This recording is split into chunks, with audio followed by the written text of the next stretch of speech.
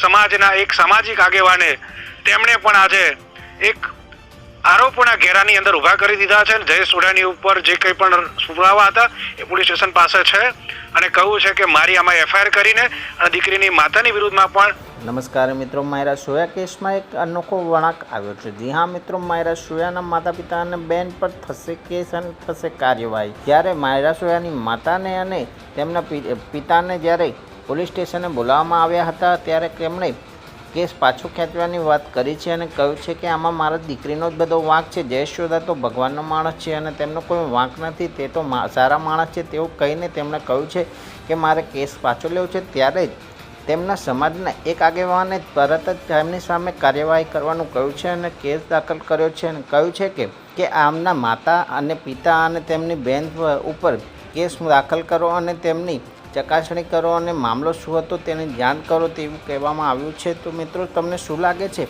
કે ખરેખર તેમને જેલ થશે? અને એવું તો શું કારણ છે કે તેમણે પાછો કેસ ખોચ્યો છે અને પહેલાં તે કહી રહ્યા હતા કે મારી છોકરીને મારી નાખી છે અને જયેશ સોઢા ગુનેગાર છે, ત્યારે અત્યારે તે એમ કહી રહ્યા છે કે જયેશ સોઢા તો બહુ સારો માણસ છે. તો મિત્રો, આ કહેવાની પાછળનું કારણ શું છે તે પણ જાણવા માટે અમારી ચેનલમાં નવા હોય તો સબસ્ક્રાઈબ કરી નાખજો અમારી ચેનલને. અમને કોઈ માહિતી મળશે તો તમને અમે જરૂરથી કહીશું. તો મિત્રો, બન્યા રહેજો આ વિડીયોમાં. અને જ્યારે એફઆઈઆર નોંધવા માટે દીકરીની માતાને બોલાવી હતી ત્યારે એવો એફિડેવિટ લઈને હાજર થયા કે ના, અમારે એફઆઈઆર નથી કરવી ને અમારી ફરિયાદ પાછી ખેંચવી.